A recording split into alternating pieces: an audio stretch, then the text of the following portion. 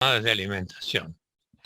Antes de retirar una unidad antigua y sustituirla por otra nueva y de mayor potencia, es más económico disponer de un transformador adicional conectado en paralelo con el ya existente y cubrir así la demanda.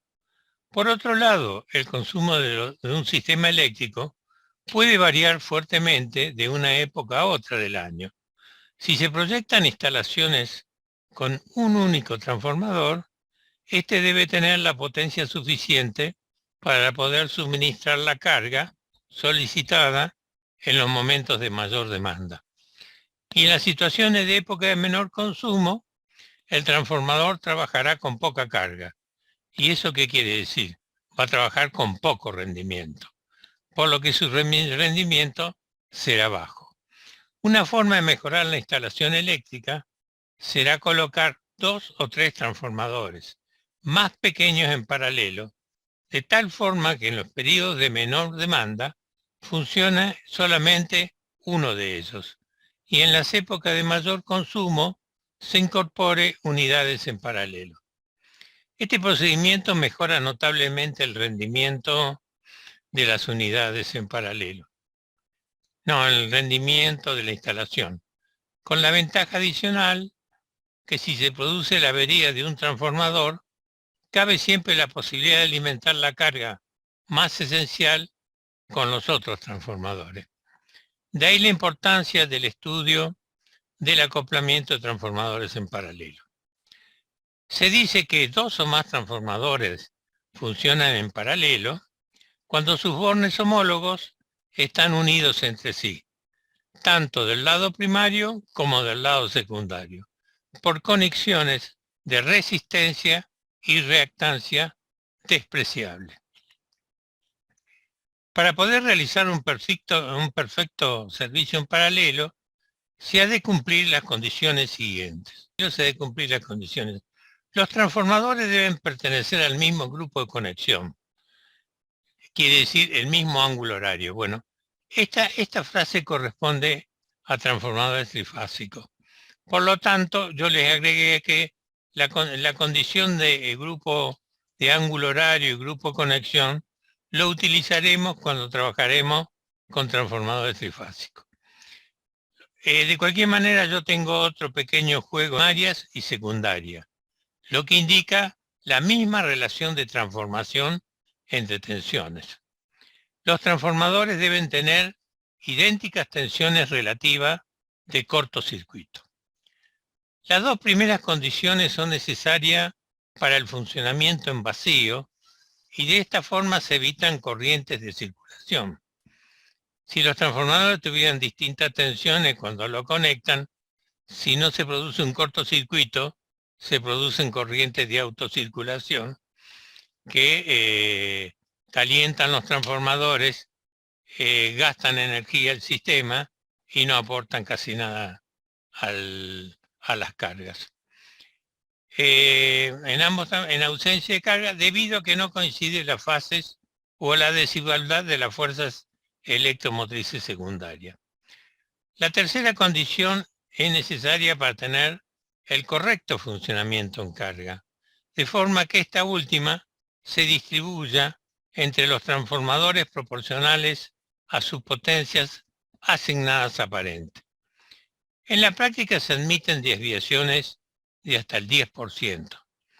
Y se suele exigir que la relación de potencia asignada a los transformadores no supere el 3:1, porque ya más allá de 3:1 es un poco difícil de encontrar impedancias internas adecuadas para acoplarse. O sea que las condiciones de puesta en paralelo de los transformadores monofásicos son: la tensión secundaria debe estar en fase. Ojo, porque uno puede poner 2 transformadores y poner la fase invertida. Las relaciones de transformación deben ser iguales. Las tensiones de cortocircuito deben ser iguales. Las impedancias de cortocircuito deben tener el mismo ángulo de fase.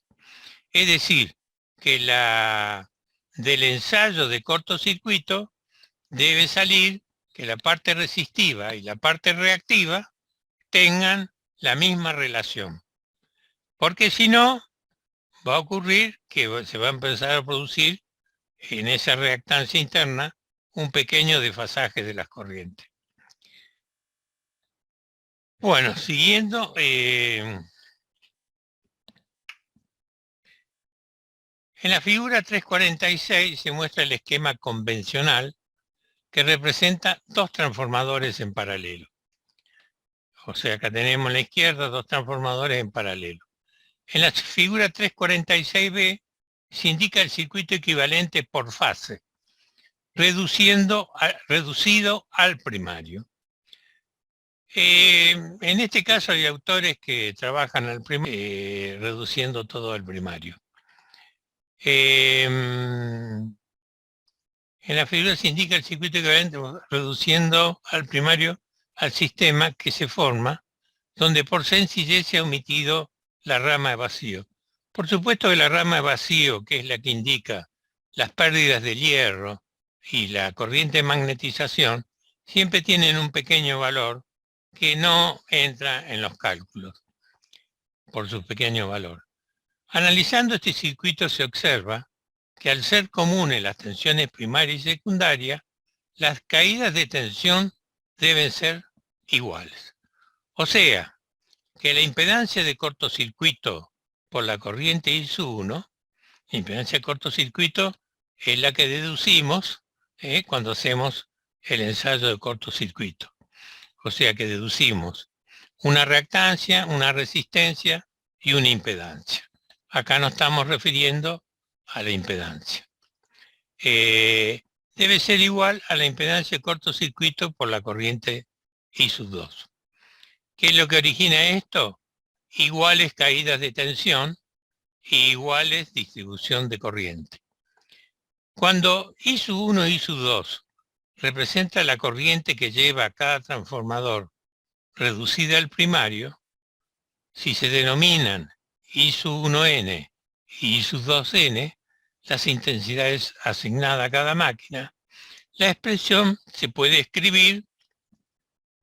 Observen que la expresión ZC1 por I1 nominal, la U1 por ZZ1 nominal, la multiplicamos y la dividimos por I1 nominal, que es la corriente nominal del transformador, y la dividimos por la tensión nominal del transformador, por 100 para expresarla en por ciento. Y lo mismo hacemos en el secundario.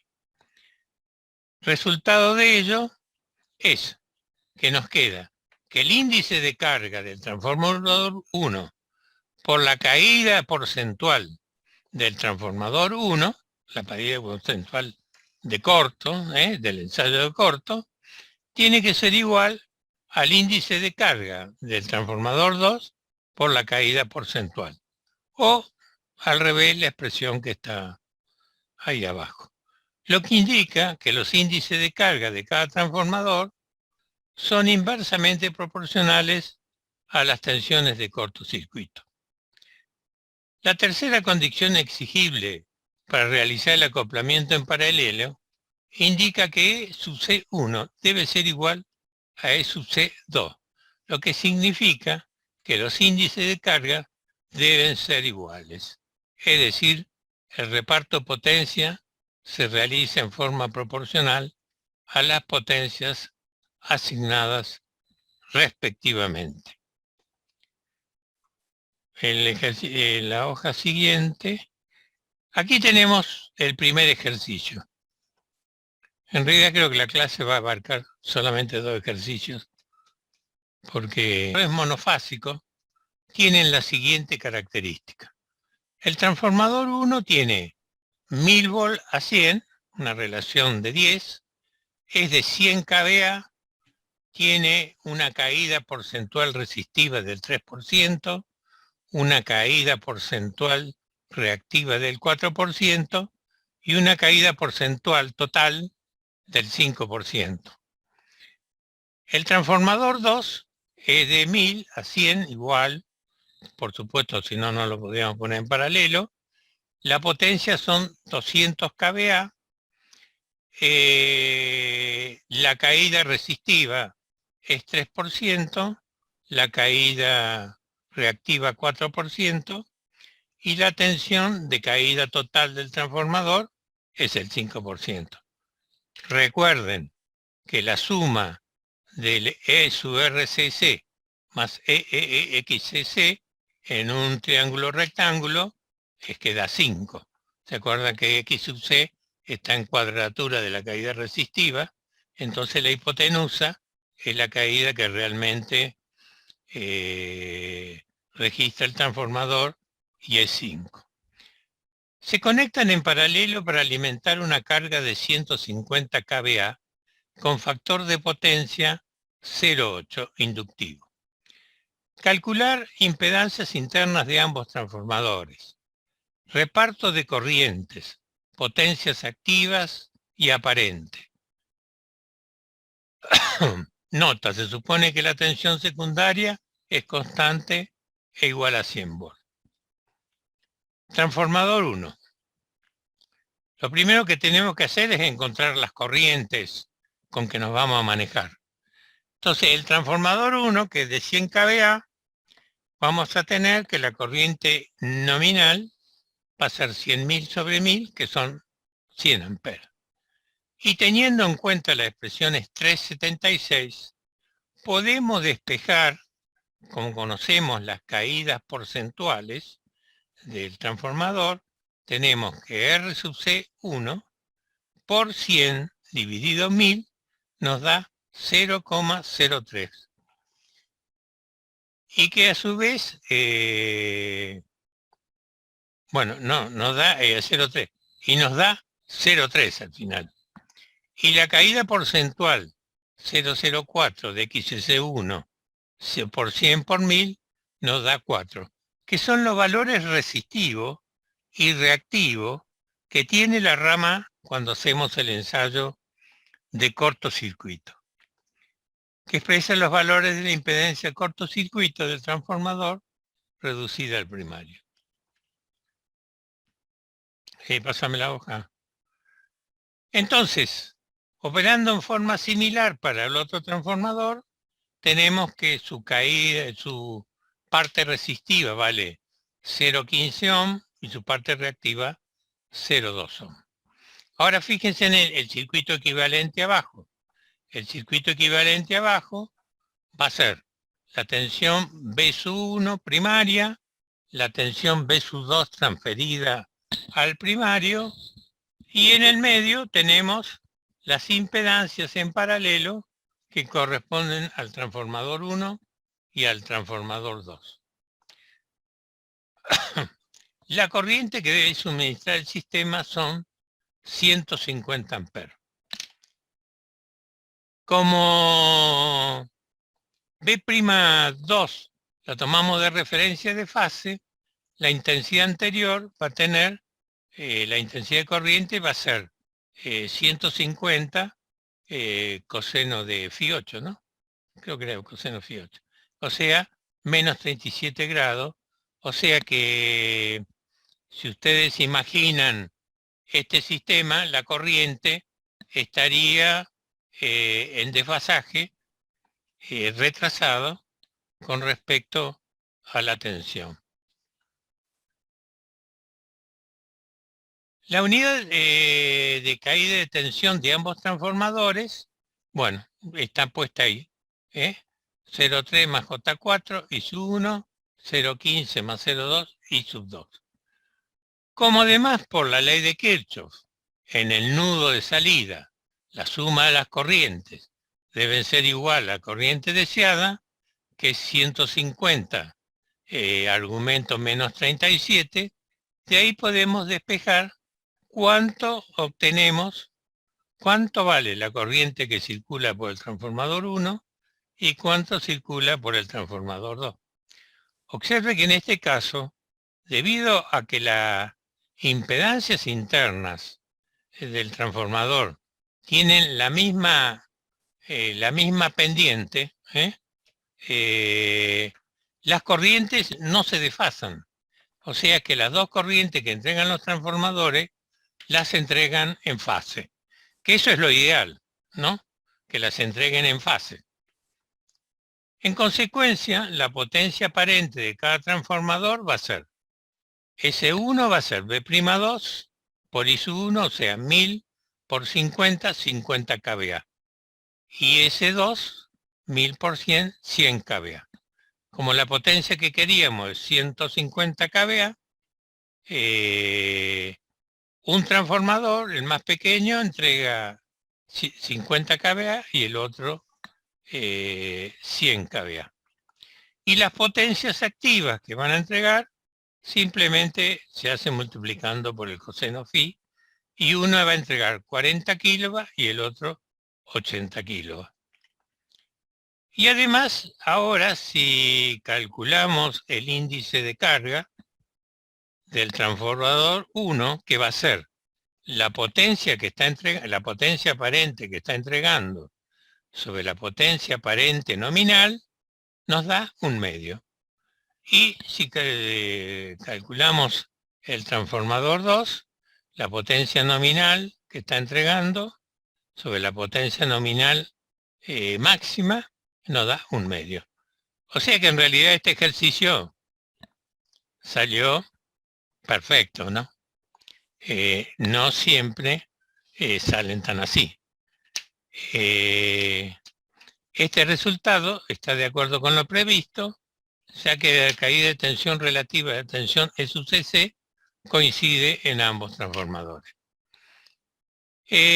Yo no sé si tendremos oportunidad de ver problemas más complejos, pero la parte interesante que tiene es que está todo calculado. Está todo calculado de pe a pa, y para ustedes les va a servir muchísimo que lo repitan 2 o 3 veces, porque les va a asentar mucho el conocimiento. 7 volt, 460 amperes, 31.740 watts. Se nos pide calcular los parámetros E sub cc, E sub RCC y E sub epsilon. Digo E, pero es epsilon, no, discúlpenme. Epsilon cc, epsilon R sub cc y epsilon XCC. Este transformador se acopla en paralelo con otro de igual relación de transformación, de 1000 kVA, y tensión relativa de cortocircuito E sub cc 8%. ¿Cuál de los dos es el más cargado? Es el más duro. O sea, el más duro es el que tiene menor caída de tensión E sub cc. Porque yo en un juego de transformadores puedo poner un transformador fantasma, digamos, que tiene un SC de 35%, y en el grupo de paralelo no influye para nada. Es como tomar un grupo de 2 o 3 resistencias de 10 ohm, ponerlas en paralelo y agregarle una de 100 ohm en paralelo. El conjunto no se ve afectado en nada. En los transformadores, las relaciones de las caídas tienen que ser relativamente parecidas, para que si no, un transformador, el que tiene una caída muy grande, va a quedar descargado. O sea que va a estar ahí, pero va a entregar poca corriente. También piden calcular cómo se reparten entre ambas una carga de 2000 kVA con un factor de potencia 0,9 inductivo y si queda alguno de ellos sobrecargado. ¿Cuál será la máxima potencia aparente que el conjunto de estos dos transformadores en paralelo pueden proporcionar sin sobrecargar ninguno de ellos?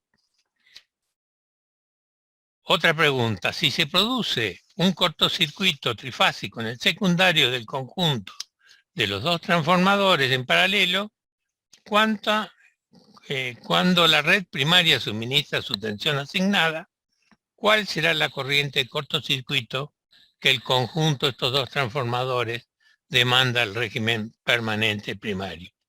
Bueno, los resultados están ahí abajo. asimilan bien el comportamiento del transformador. Al empezar a analizar un transformador es conveniente obtener los valores asignados de las tensiones e intensidades del primario y del secundario. Para averiguar por qué lado se realizó el ensayo de cortocircuito, tenga en cuenta que este ensayo se efectúa con una intensidad igual o parecida a la asignada al devanado, por lo que se alimenta el transformador durante el ensayo. A partir de los datos del ensayo de cortocircuito que proporciona el enunciado, calcule los correspondientes valores sería a un ensayo realizado alimentado el transformador en el primario y a la corriente asignada. Es decir, los datos de este transformador son aproximados, calculados sobre el secundario, pero para hacer los ejercicios tenemos que transferirlo al primario para que todos los valores sean coherentes. Para ello, reduzca los datos al primario, y si el ensayo se ha efectuado en el secundario, tenga en cuenta que la tensión de ensayo es proporcional a la corriente y la potencia al cuadrado de la corriente. Los parámetros E sub cc y E sub rc se obtienen respectivamente a partir de la tensión B sub 1 cc, o sea, la tensión de cortocircuito que aplicamos al bobinado para saber cuál es la resistencia en serie del sistema, y de la potencia P sub cc. ¿Está? Esto en la corriente. De las tensiones relativas E sub cc y E sub rcc se puede obtener, por el triángulo rectángulo que componen, la tensión E sub xcc aplicando el teorema de Pitágoras, el triángulo de tensiones relativas del cortocircuito. Compruebe que los dos transformadores pueden conectarse en paralelo. En el caso de transformadores monofásicos, es indispensable que ambos tengan la misma relación de transformación.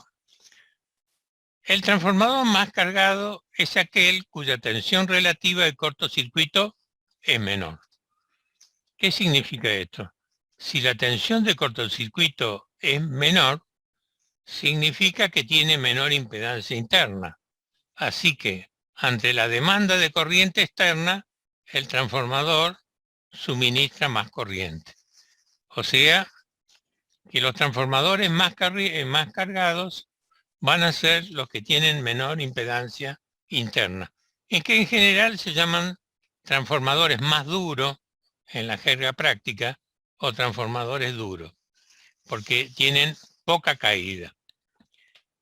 Si la carga está dada en volt-ampere o en kilovolt-ampere, se trata de potencia aparente, E sub T.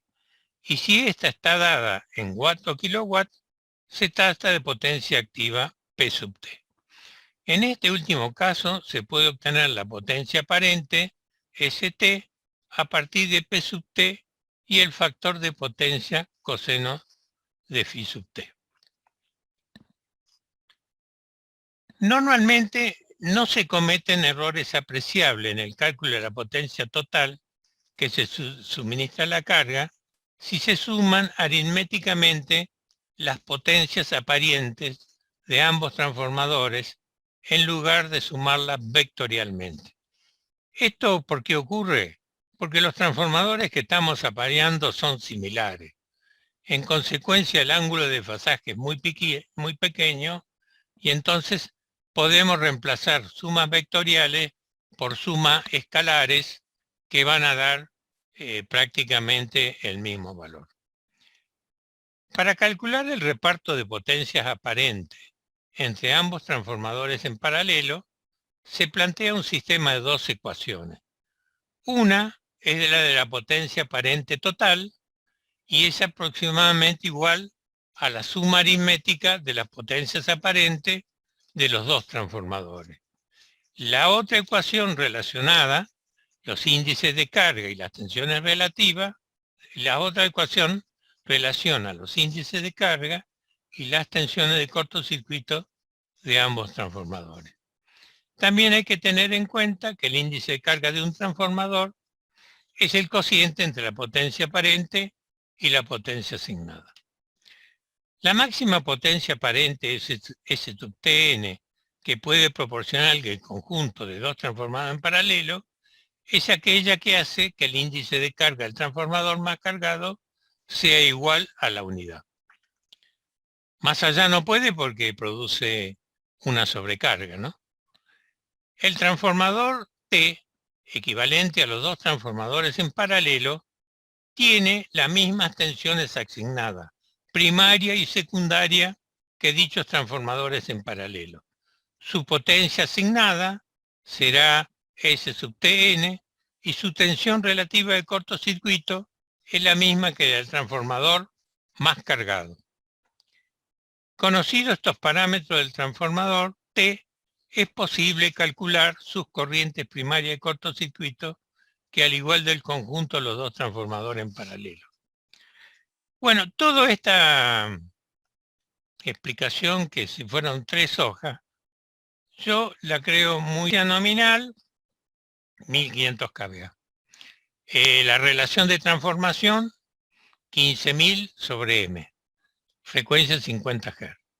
El ensayo de cortocircuito nos dio que con 207 volt, que creo que se aplican en el primario, nos da 460 amperes en el secundario y el batímetro nos indicó 31.740 watts. El transformador B es de 1000 kVA, relación igual, 50 Hz, y la caída de tensión porcentual es 8%. Ojo, este es un transformador de los blandos. No se cae cuando se le cae la tensión, cuando se le pide mucha corriente. La carga que va a tener el sistema son 2000 kVA y el coseno phi sub t 0,9.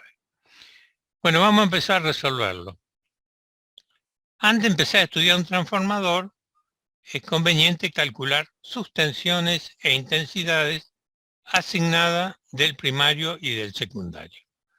Entonces, para no repetir las operaciones, llegamos a que la corriente nominal del primario son 100 amperes y la corriente nominal del secundario son 500 amperes. Una preguntita. Sí.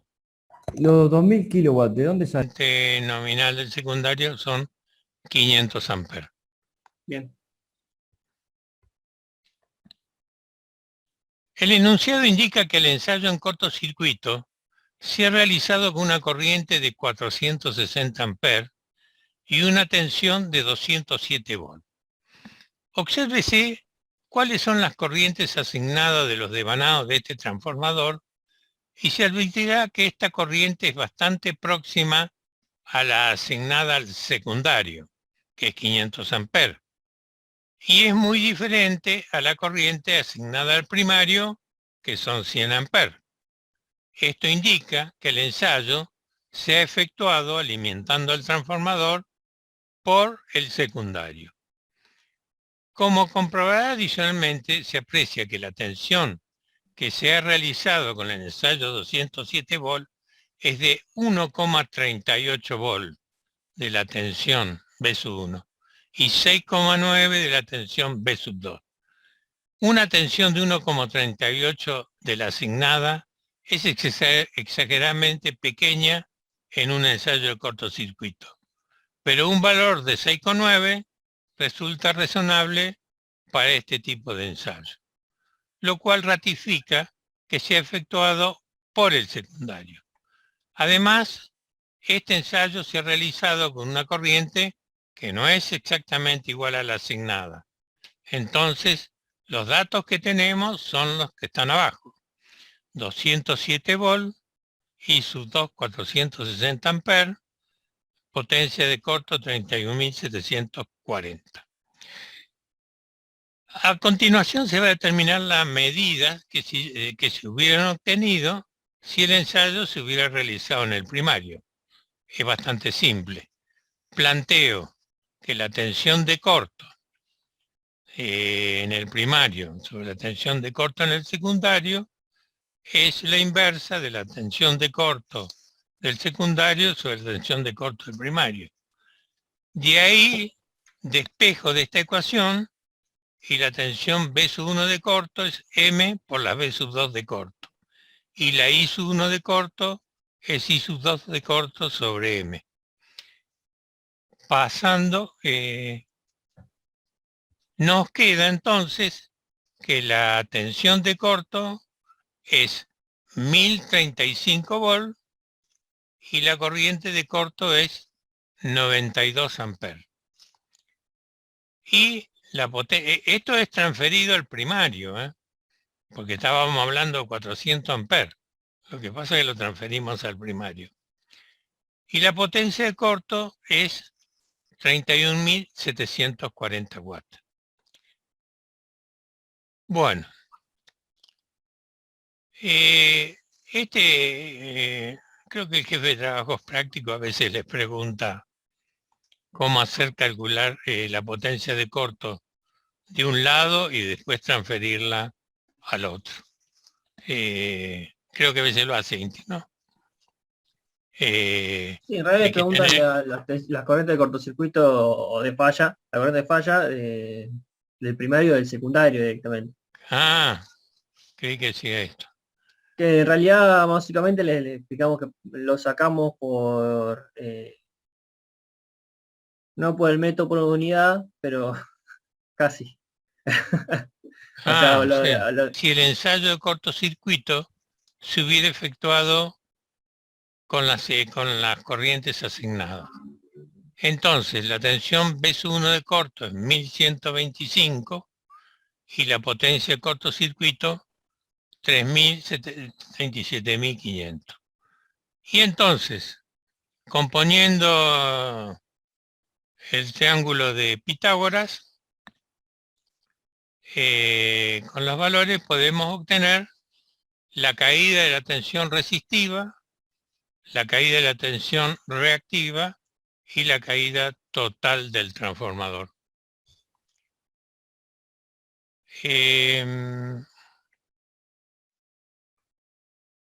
A la hoja, sí. Caída, recuerden que pues, las caídas se normalizan con respecto a la tensión primaria. Vamos a tener que la caída E sub CC es 7,5 amperes. 7,5%. Quiere decir que es un poquito más flojito que el transformador que tiene un 8%. Y la tensión E sub RCC es la potencia continua dividido la potencia aparente por 100, nos da 2,5%. Y la parte reactiva nos da 7,07%. Entonces, las tensiones relativas de cortocircuito de este transformador son E sub CC 7,5 amperes, E sub RC 2,5 amperes y la E sub CC 701. Siguiendo. Bueno, a partir de este momento vamos a denominar con el subíndice A a la magnitud del transformador que hemos venido estudiando hasta ahora y con el subíndice B a la magnitud del nuevo transformador que se acopla en paralelo. O sea que la potencia aparente del transformador A es 1500. La potencia del transformador que acoplamos es 1000 kilovatios. Antes de empezar con el análisis del grupo de transformadores, hay que comprobar si se cumplen las condiciones necesarias para poder conectar en paralelo. Como se trata de transformadores monofásicos, la condición que deben cumplir es que tengan igual relación de transformación. Esto se cumple en este caso, pues ambos transformadores tienen como relación de transformación 1500 sobre 3000. Los transformadores en paralelo tienen conectados sus devanados primarios en paralelo por su parte, los secundarios también por otra parte. Esto obliga a que las caídas de tensiones sean iguales, o sea que la impedancia Z sub A de cortocircuito por I'2 sea la impedancia de cortocircuito del transformador B por I'2. Y de los índices de carga, también tenemos que el índice de carga de A, por la caída porcentual de cortocircuito del transformador A, es el índice de carga B por la caída porcentual del transformador B. De esta manera se puede conseguir que ambos transformadores lleguen a proporcionar 100% de su potencia asignada, consignándole un aprovechamiento óptimo de ambas máquinas. Está bien. Lo que pasa que tenemos que ver las potencias, y esto en estos casos son no son las potencias, sino son la potencia. No me sale el término. Tienen iguales tensiones relativas de cortocircuito. No es imprescindible que se cumpla esta condición de igualdad de los parámetros SS para que dos transformadores se puedan conectar en paralelo.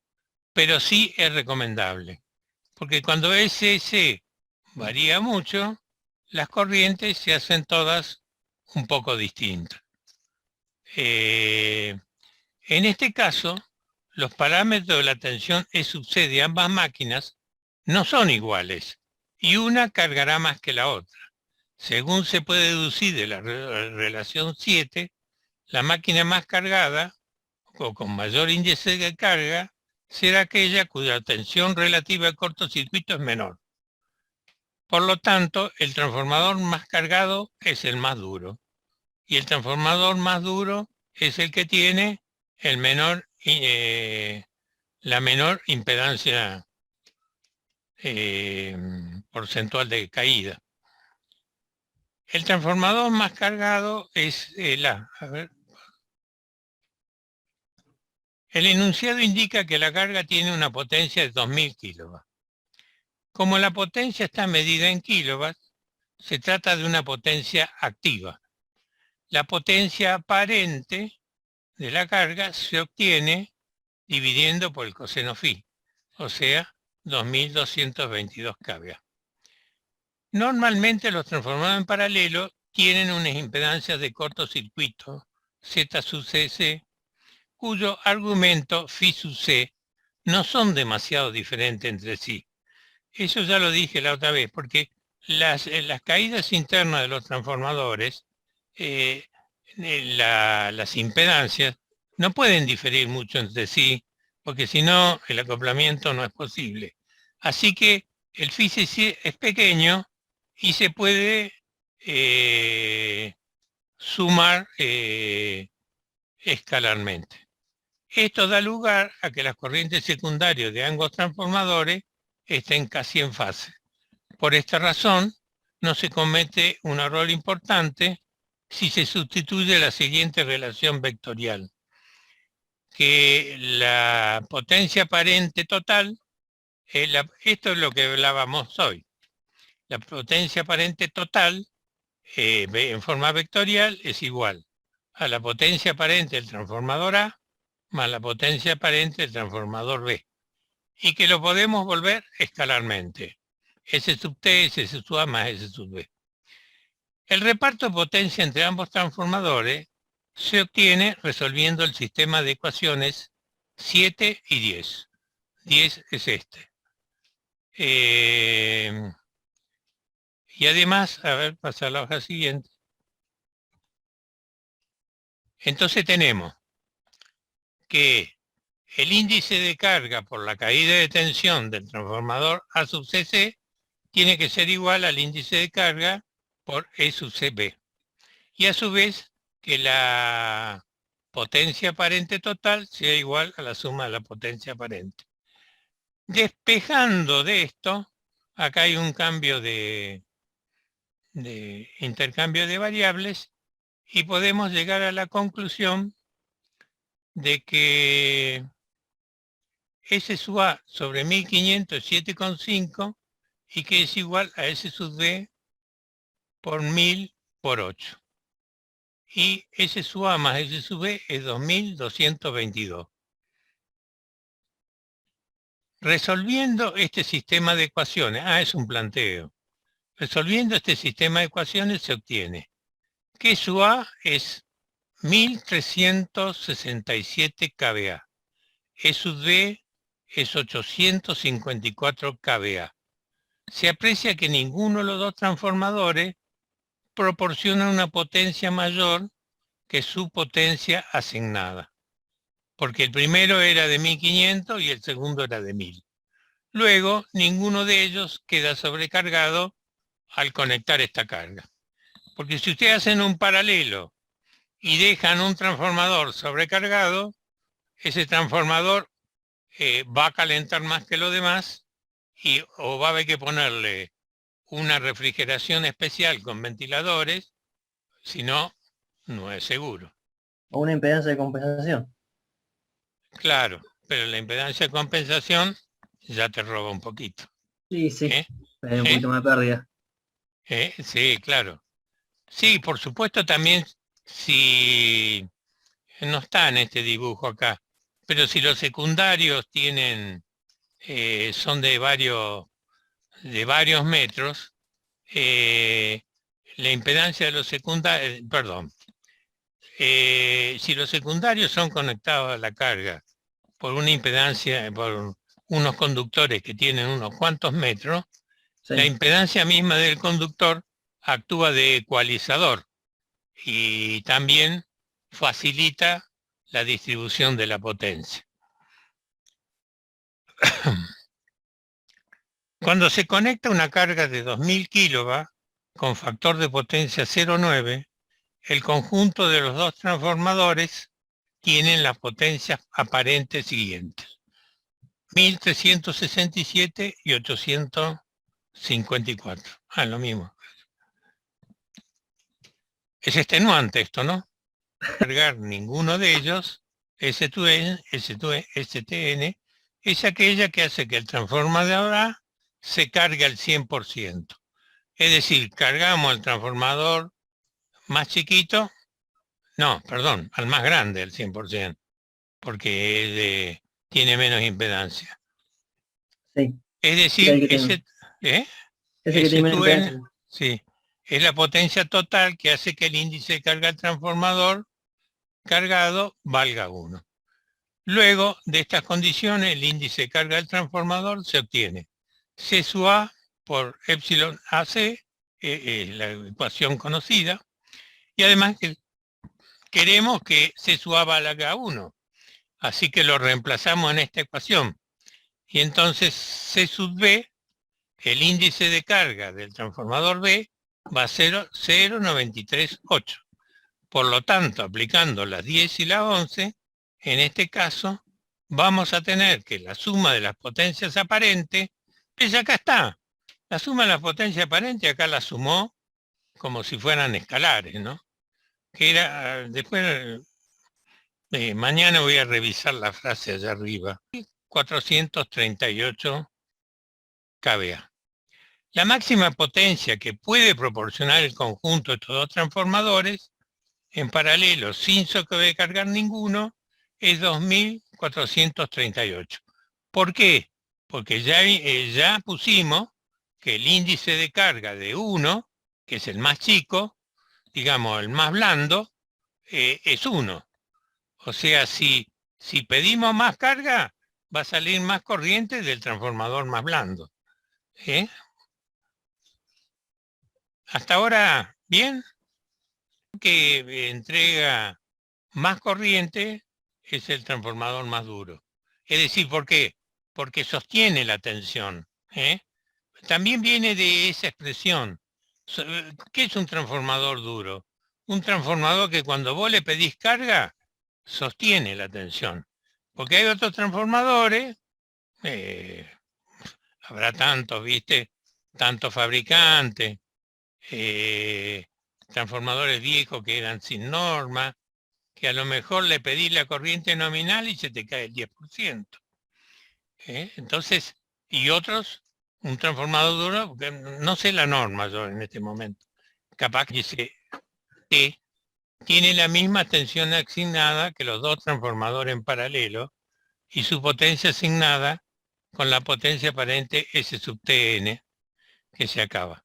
Entonces B sub Nt es B sub N es 1500 y el otro es 3000 volts. Y la tensión aparente es 2438 kVA. Por lo tanto, las corrientes asignadas en este transformador equivalente valen ¿qué es esto? Son la tensión primaria vale, no,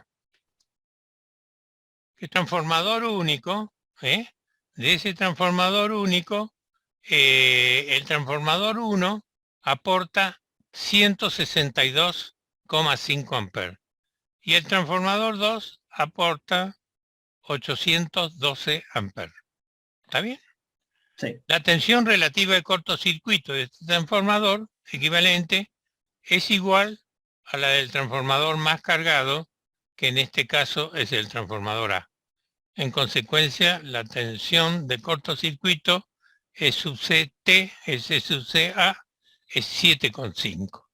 Esto es importante que lo tengan en cuenta, o sea, no importa la cantidad de transformadores que tengan, conectado en paralelo, siempre el limitante va a ser el transformador duro, como dijo Walter.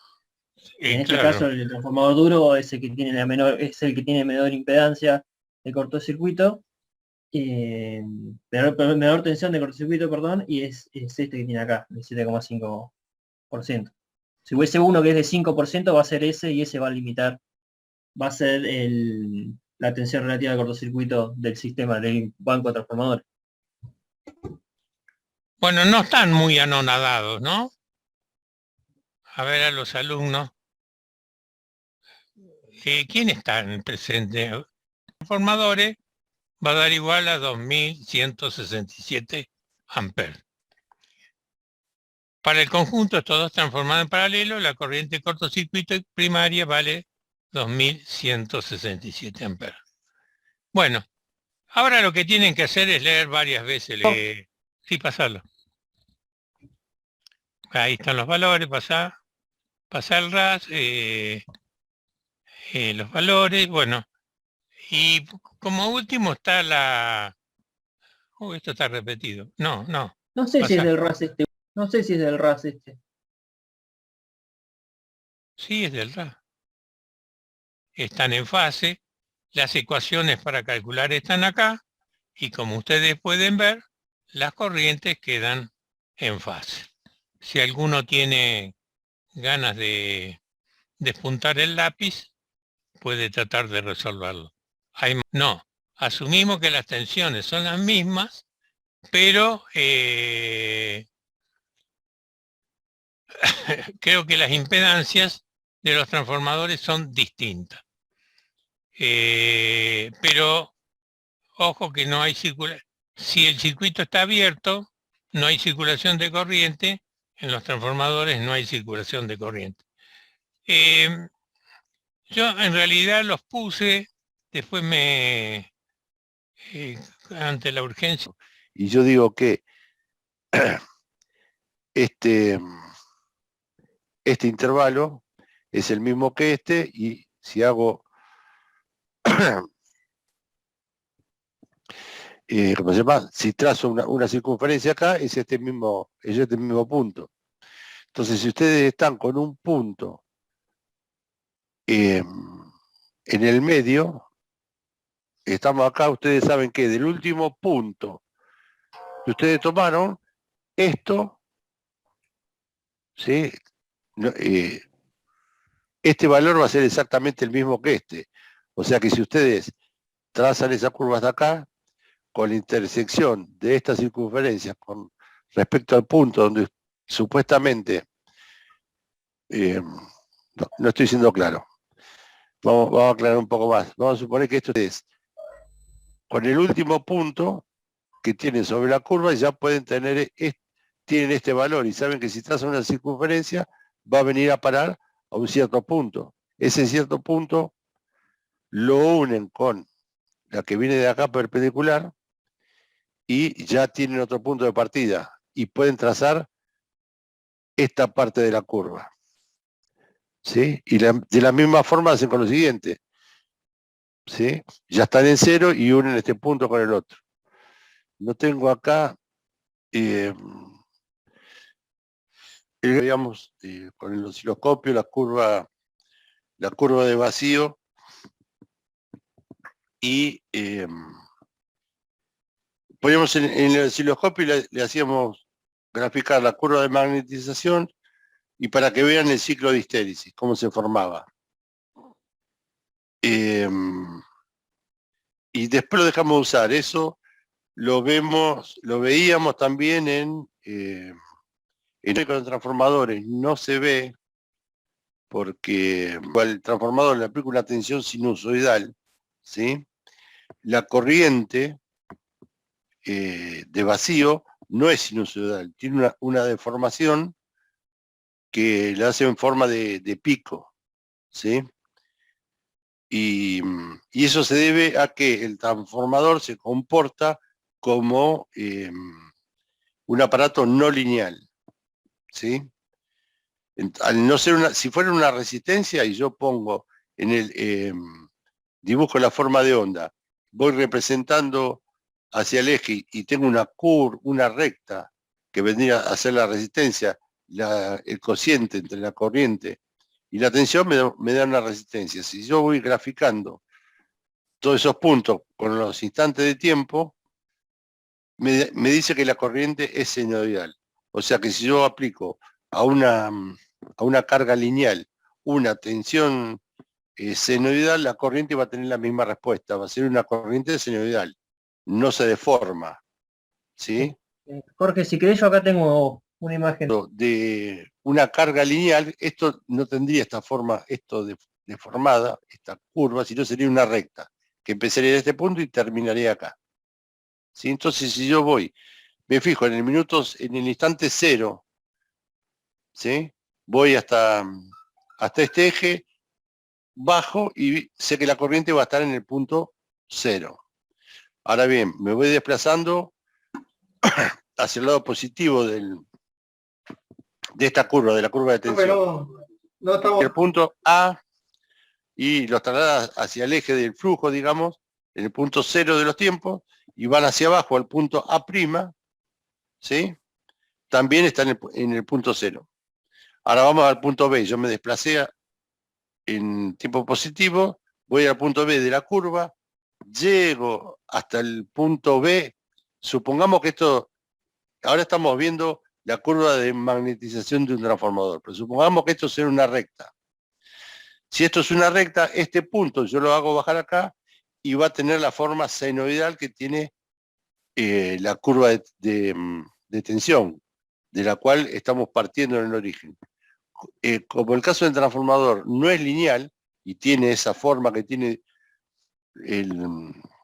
la curva de magnetización del transformador, me dice que al mismo instante de tiempo que transcurrió en el dibujo de arriba a la derecha, entre A y B, para el tiempo A', B', que es exactamente el mismo, la proyección de ese punto que Inti marcó en rojo, no me da una curva senoidal, sino me da en ese punto que marca B'. Y si lo hacemos con C, y vamos hasta la curva, C, vamos hasta la curva y bajamos hasta C', me marca el otro punto. Bueno, si así lo hacemos con todos los puntos, la forma de onda de la corriente en un transformador en vacío está deformada. Y se dice que está deformada por tercer armónico. O sea que acá abajo, dice tercer armónico, es un armónico de el triple de frecuencia que la onda de corriente base, la célula natural, se cumplen 3 periodos exactos en un periodo de la onda principal. Y si a este valor lo dibujamos en la curva deformada, y vamos a suponer, si ponemos la corriente fundamental, y la componemos con la componente del tercer armónico, me da como resultado esta curva que están viendo ustedes a la izquierda de estas dos. Ah, sí. ¿Sí? La principal y la del tercer armónico, obtengo la curva que dice, no alcanzo a leer. ¿Cuál? Y de ¿Esta acá? excitación. Esa es la del tercer armónico. Esta es La el otra es la armónico, esta es el primer fundamental, armónico y esta es la de excitación. la de excitación. Bueno, esa corriente, indica la forma que tiene la corriente de excitación. Al revés, digamos, ¿no? La forma de la corriente de vacío se puede descomponer, es una forma periódica. No es senoidal, pero es periódica. Entonces se puede descomponer en una suma de sinusoides de frecuencias múltiplos de la original. En este caso está la principal, que es la primera, y aparece la tercera con signo negativo. Por eso fíjense que la de tercer armónico arranca para abajo, cuando la otra arranca para arriba. ¿Sí? Y acá lo que ocurre es que si ustedes ven la serie de Fourier, está en la quinta, la séptima, la novena, sí, aparecen todas las impares. Aquí simplemente se toma la primera y tercera porque de la quinta para adelante la influencia que tiene en la forma es casi despreciable, ¿sí? Porque el módulo que aporta cada una de esas componentes es muy pequeño. Entonces fíjense que se puede ver que la que está en negrita, que es la forma de la corriente de excitación, es la suma de la sinusoide de primer armónico y de la de tercer armónico. Si te hacen el dibujito punto por punto, les va a dar eso. Esa es la explicación de la división, de la explicación por armónicos de la corriente de vacío. Y en realidad es la respuesta que da el circuito no lineal a ser excitado por una función lineal, por una función sinusoidal. ¿Sí? Si el transformador no tuviera hierro, si tuviera núcleo de aire o vacío, ¿sí? La relación sería lineal. Entonces tensión aplicada sinusoidal, corriente sinusoidal. Como tiene un hierro, la respuesta del circuito, que es la corriente, ¿sí? Es lineal. Y ahí está lo que ustedes ocurre. La corriente sale deformada porque el hierro es un elemento, produce una respuesta lineal en el circuito.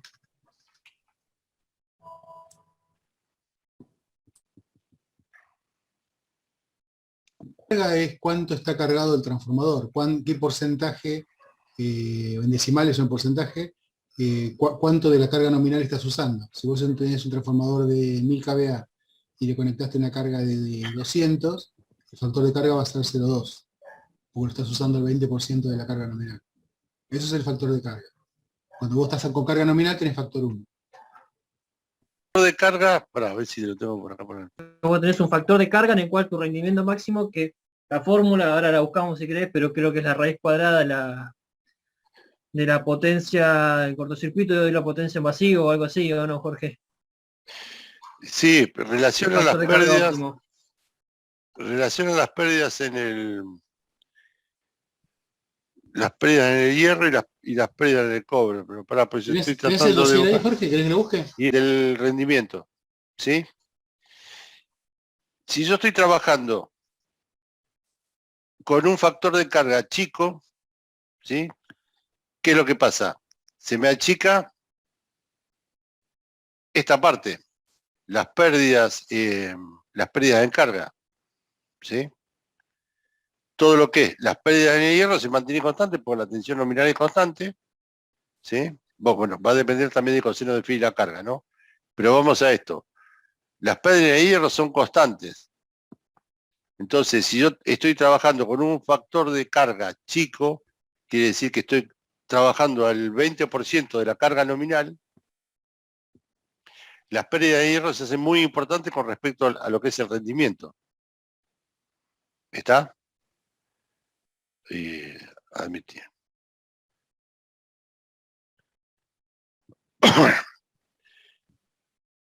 ¿Sí? Las partes de las pérdidas en el cobre, si se hace muy chica, porque encima vendría a ser 0,2 al cuadrado, y las pérdidas en el cobre, esto se hace chico. ¿Sí? Solamente te quedan las pérdidas en el hierro. Lo que es conveniente, tiene mayor rendimiento cuanto más cargado esté el transformador. Aparte tenemos 0,2 acá, que baja esto. ¿Sí? Tener la influencia en los dos cosas. El rendimiento máximo se obtiene para un factor de carga 1. Esto sería 1, vamos a poner 1 acá, tachás esto porque es 1. Y vamos a sacar, si sacamos factor común, a ver cómo podemos hacer, sí. El rendimiento con respecto al factor de carga, para poder sacar el valor máximo, el rendimiento en función del factor de carga, y de ahí despejarlo. Derivar esa expresión con respecto al factor de carga y igualarla a 0. ¿Sí? Entonces ahí van a sacar cuál es el valor del factor de carga exacto para que la curva de rendimiento tiene valor máximo. Pero creo que no está en el dossier eso, porque tampoco es parte de... No está en el de derivar la expresión de arriba y igualarla a 0. ¿Sí? Es máximos y mínimos de análisis 1. Es lo mismo. Y de ahí sacan el valor para el cual el valor del factor de carga para el cual el rendimiento es máximo. En teoría, ¿no? Teoría. Vos tenés tu transformador y ya tenés ensayado y tenés las pérdidas en el hierro y las pérdidas en el cobre.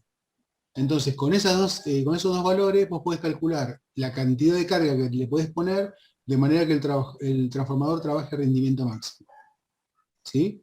Entonces, en función de las pérdidas que vos tengas, ese valor puede ser 0,8, 0,9, 0,7, depende cómo sea el transformador. Y ese es el factor de carga al valor que lo tenés que cargar para que el transformador opere a máximo rendimiento. No quiere decir que va a trabajar mal el transformador, simplemente que va a estar a máximo rendimiento. ¿Sí? Como los transformadores siempre son máquinas de alto rendimiento, ¿sí? Un rendimiento relativamente bajo para un trafo sigue siendo un rendimiento alto para cualquier cuestión energética que vos trabajes. Entonces, en realidad, por eso el transformador se puede trabajar tranquilamente entre distintos valores de carga sin que sea un desastre económico. ¿Sí? Como sí ocurre con las cuestiones térmicas. Pero no te confundas, esa fórmula no es que el factor de carga máximo me da 1, sino que vos tenés tu trafo que ya tiene las pérdidas, como está construido, ya tiene un valor de pérdidas en el hierro y un valor de pérdidas en el cobre, y vos con esos dos valores podés determinar a qué nivel lo puedes cargar, de manera que el rendimiento del transformador sea máximo. Nada más que eso. Toda esta expresión es el factor de carga para obtener el máximo rendimiento. ¿Sí? Entonces, ese factor de carga para obtener el máximo rendimiento se puede calcular haciendo la raíz cuadrada de las pérdidas en el hierro dividido las pérdidas en el cobre N, que supongo que estamos hablando de las pérdidas en el cobre nominales.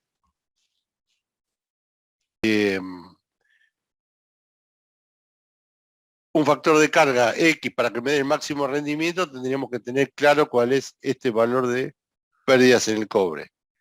A ver si habla de pérdida del cobre, no sé si se referencia en el hierro, son iguales a las pérdidas, vos te olvidas de cuáles son las pérdidas en el cobre, a las pérdidas variables en el cobre. O sea, yo digo que estos dos valores son iguales. Es raro, qué raro quedó eso. No, está mal redactado, Jorge. Está mal redactado, sí. Está mal redactado. Por eso se confundió el alumno. Porque lo que planteaba es eso, que si las dos pérdidas son iguales, entonces el factor de carga es 1. Sí. De ahí viene la duda de él. Está bien. Este es un error de redacción. Por eso vos te confundiste. Pero se ve que lo leíste bien, ¿eh? Porque si no, no Sí, te sí. Ese transformador va a estar siempre conectado a tensión nominal. O sea que las pérdidas en el hierro son constantes. Por lo tanto, vos querés que sean chicas, para que no te ocasione mucho gasto en pérdida cuando el transformador no esté cargado. ¿Sí? Hasta ahí estamos. Entonces vos lo hacés lo más chico que podés, le ponés la mejor chapa que podés. Ahora, si vos querés que tenga al 100% de la carga, nunca va a tener el 100% de rendimiento porque la energía que consume es un poco, es mayor que la que entrega porque tiene pérdidas en el medio. Pero vamos a poner que vos te querés poner al ideal. Entonces vos decís, bueno, las pérdidas en el hierro tienen que ser igual a las pérdidas en el cobre para que el factor de carga me dé 1. ¿Está? Entonces, para que las pérdidas en el cobre sean chicas, le va a tener que poner una sección de cobre mucho mayor, ¿sí? Muy grande, que hay que ver si te conviene pagar semejante cantidad de cobre para que esa relación sea 1. Para que tengas el máximo rendimiento que no quiere decir rendimiento 100%, el máximo rendimiento a plena carga. Si vos el transformador lo vas a usar siempre a plena carga, bueno, por ahí te gastás unos mangos más y ponés mucho cobre para que sean exactamente igual a las pérdidas en el hierro. ¿Me explico? La potencia nominal no quiere decir que el rendimiento sea nominal. No, bueno, por eso el rendimiento nunca va a ser 100%. Y Una tampoco cosa lo es que digo. la carga sea al 100%, pero no el rendimiento. Sí, está bien. No el rendimiento, porque vos siempre vas a tener pérdida. Sí, sí. ¿Sí? Para que el rendimiento sea del 100% no tenés que tener ni pérdida en el hierro ni pérdida en el cobre. Claro, sí, estamos en un transformador ideal que no pasa. Claro. No va a pasar. Entonces, pero sí, lo que vos decías, yo quiero tener el máximo rendimiento con el factor de carga 1. ¿Sí? Para tener ese máximo rendimiento con el factor de carga 1, tenés que igualar las dos pérdidas. La pérdida de hierro y la pérdida de cobre. Hay que ver si te conviene económicamente de que eso pase. ¿Sí? Porque vas a tener que poner mucho, o un hierro muy bueno que prácticamente no tenga pérdida, y un cobre con una sección demasiado grande para disminuir las pérdidas. O un hierro muy malo, Jorge, porque en realidad... Bueno, pero vas a tener muchas pérdidas.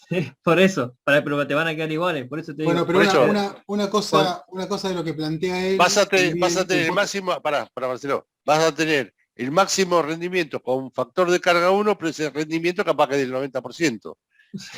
Porque tuviste que subir tanto la pérdida en el hierro para que te entregue el máximo rendimiento de la carga, que no es lo que sirve. Lo que sirve es que el rendimiento esté en el 96%, que es lo que establecen las normas, ¿viste? Las pérdidas en carga nominales, que también lo saqué del ensayo. Hago ese cociente, saco la raíz cuadrada y tengo el factor de carga al cual ese transformador va a tener el máximo rendimiento, que no significa que va a ser el 100%. ¿Está claro?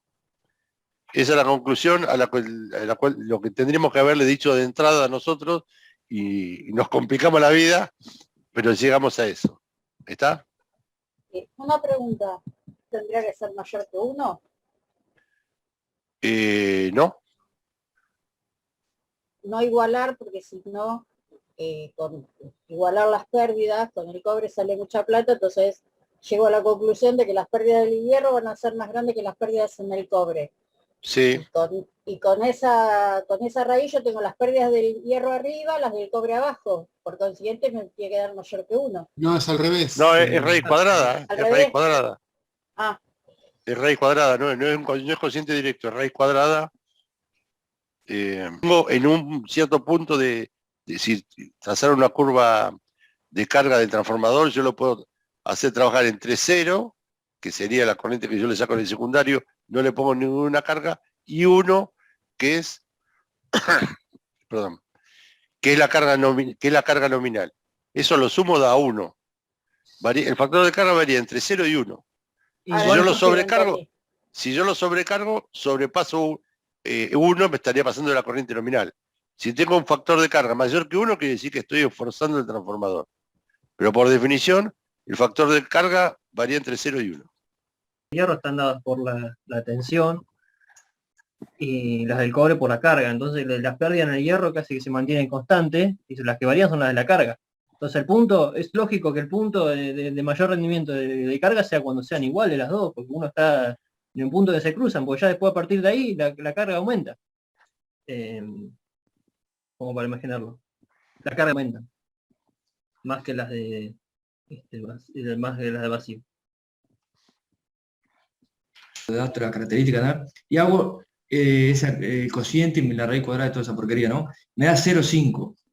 El rendimiento va a ser 1, el máximo, porque ese transformador me está diciendo que trabaja, si lo trabajo al 50%, tengo el máximo rendimiento. No. Entonces no entiendo, la No. verdad no entiendo. A ver, el Sí, rendimiento ¿por qué está dado? Por la potencia que saca el transformador de la red, que toma el transformador de la red, y la que entrega en el secundario. ¿Sí? Potencia absorbida, mejor dicho, potencia entregada dividido potencia absorbida. La potencia entregada, la que entrega en el secundario, va a ser menor que la potencia que absorbe de la red. ¿Por qué? ¿Por qué? Porque la que absorbe de la red es la potencia que tiene que entregar en el secundario más las pérdidas que tiene internamente. Entonces, en el transformador ideal, el rendimiento es 1, porque no tiene pérdidas. ¿Sí? ¿Esa definición te quedó clara? No sé qué dicen los otros chicos, pero... A mí me parece, Nicolás, que a vos te hace ruido la palabra rendimiento máximo. Y vos pensás inmediatamente rendimiento máximo como valor 1. Pero a ver. No, pero yo digo, si las pérdidas en el cobre, dividido las pérdidas de hierro, dividido las pérdidas en el cobre, la raíz cuadrada, todo eso, me da 0,6. Bueno, cuando yo conecte el transformador al 60%, el rendimiento va a ser 1, máximo. O No. 100, no sé. No. La fórmula no te da el factor de carga para el cual el rendimiento es 1. Te dice para obtener el máximo rendimiento, bueno. Bueno, pero es el valor más alto de rendimiento para que este puede llegar a tener transformador. la máquina. Es el valor más alto de rendimiento que puede llegar a tener la máquina. Parece, puede llegar- ¿entendés? Claro. Volvamos otra vez a la definición. Esa cuenta te da cuál es el factor de carga en el que el transformador tiene el máximo rendimiento. Que no quiere decir que sea 100%. Perfecto. Nunca va a ser 100%. Nunca va a ser 100% porque tiene pérdidas. Si no tuviera pérdidas, ya te digo, ponerlo a plena carga, no tenés pérdida, lo que toma lo va a entregar. En cualquier factor de carga, si no tuviera pérdidas, con cualquier factor de carga el rendimiento va a ser el 100%. En continua, no induce en el secundario y listo. Pero ahí estuve hablando con unos compañeros y me decían que hay ciertos defectos y no me termino de dar cuenta. No sé si me cortó internet porque me andaba mal ahí. No, te estoy escuchando, te estamos escuchando. Estamos viendo para... Poner el primer punto, dice el valor de... ¿Qué valor de tensión de corriente continua se podría aplicar a un transformador en vacío que fue diseñado con las siguientes características primarias? Y te tiro un par de datos. Y yo le puse como que no tenía sentido darle continua porque no funcionaba. Pero... Está bien, tenés razón, en eso tenés razón. Si yo a un transformador le pongo corriente continua, del secundario, digamos, no saco nada. No. Si no hay variación de la tensión y variación del flujo y todo lo demás, no funciona como transformador. ¿Está?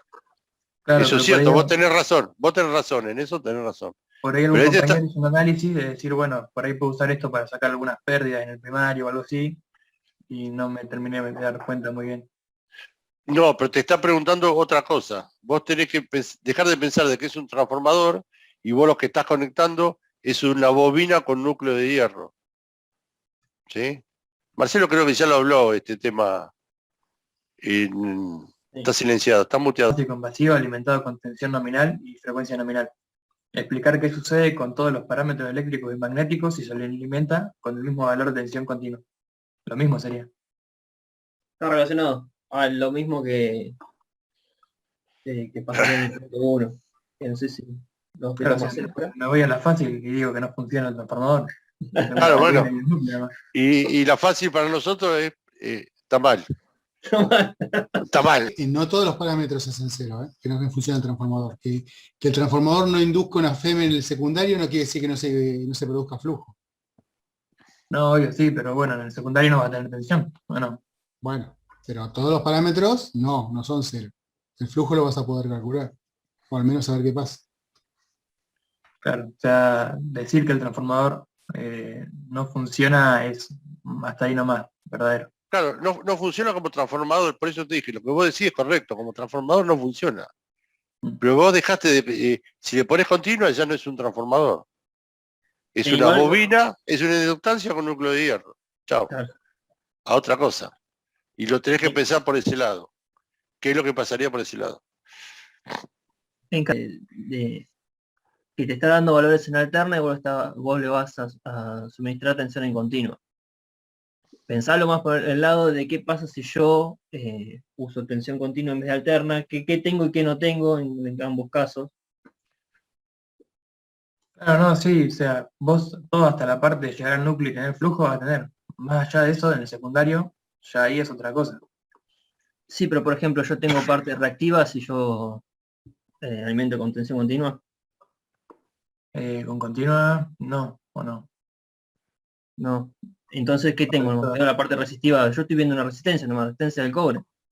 Claro, la pérdida del hierro, va, no sé. Ahí me hicieron dudar de vuelta. No, bueno, ¿varía el flujo? No, claro, no hay histéresis entonces. No hay histérisis y no tengo pérdida de hierro. Mm, ¿Mm? Sí, sí.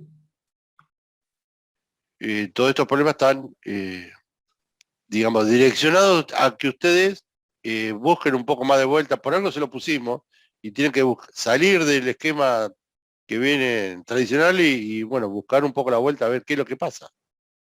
Yo el que me acuerdo de memoria es, que me acuerdo más o menos de uno de esos, como los que decís vos, es uno que habla que te es un transformador y te da la impedancia del transformador. Ese dice. Ah, bueno, y te dice que con qué tensión de continua máxima lo puedes llegar a alimentar de manera que no se deteriore, ¿sí? Entonces, ahí cuál es el factor común que tenés que usar, es la corriente. Vos tenés que calcular la corriente que circula por esa impedancia en alterna, y esa corriente cuando la alimentás con continua no puede ser superior, porque si no, quemás el transformador, ¿sí? Entonces, ¿qué es lo que pasa? Con lo que decía Inti recién. Cuando vos lo alimentás con continua, no va a haber toda la impedancia, va a haber solamente la parte resistiva, que es más chica que la impedancia, ¿sí? Entonces, yo no me acuerdo cuánto eran los valores ahora, pero no importa. Si la resistencia en ohms de impedancia disminuye, era de 10 ohms, por decir un número, en alterna, cuando lo aplicás continua, va a ser menos de 10 ohms, va a ser, Sí, acá te ponele, dice 6 más J8. Vas a hacer bueno, no todo esto importa, a no importa, 6 pero nomás. va a pasar de 6 Está 10 a 3, ponele, para exagerarla, ¿sí? Entonces, alimentado por continua, la corriente sería el doble, si vos lo alimentás con la misma tensión de continua, porque bajaste la resistencia a la mitad. Claro. Entonces, lo que tenés que hacer es, basado en la corriente que calculaste en alterna, tenés que ir para atrás y decir, bueno, si yo lo alimento con continua, ¿con qué tensión máxima de continua lo puedo alimentar? De manera que la corriente no sea más grande que la que permite el bobinado. ¿Se entiende? Claro, pero eso ya es más usándolo como si fuera un bobinado con núcleo. Ya No funciona terminás como con transformador. No funciona como Terminás transformador. No. Es simplemente, te equivocás, lo alimentás con continua, bueno, ¿con qué tensión lo puedo alimentar sin que se queme?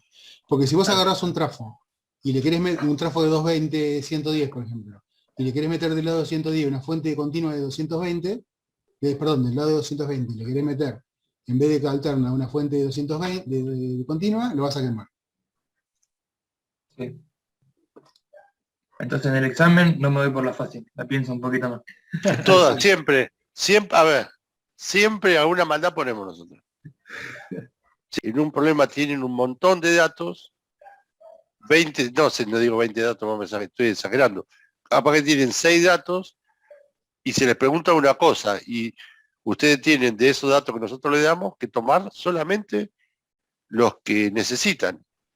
Nosotros los pusimos porque los teníamos, ¿sí? Solamente los que es necesario, no es que tienen que usar absolutamente todos los datos que nosotros le damos.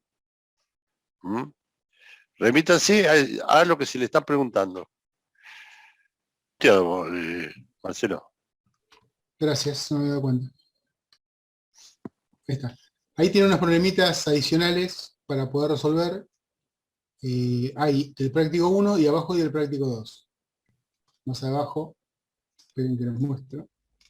Aquí hay del práctico 2.